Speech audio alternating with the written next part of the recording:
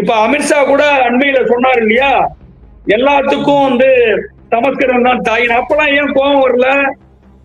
கமலஹாசன் சொல்லும் போது மட்டும் ஏன் கோபம் வருது?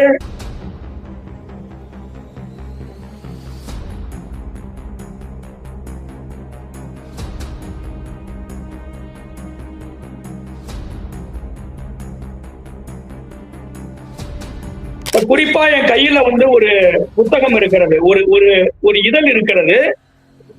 இது இன்டர்நேஷனல் ஜர்னல் ஆஃப் டிராவிடியன் லிங்குயிஸ்டிக்ஸ் என்று சொல்லக்கூடிய ஒரு இதழ். அது வேதிகா என்கிற இந்த அமைப்பும் சரி, அல்லது கர்நாடகத்தில் இருக்கக்கூடிய அந்த பிஜேபி என்கிற அந்த பாரதிய ஜனதா என்கிற கட்சியும் சரி, இவர்கள் தான் இந்த பிரச்சனையை கலப்புறாங்க.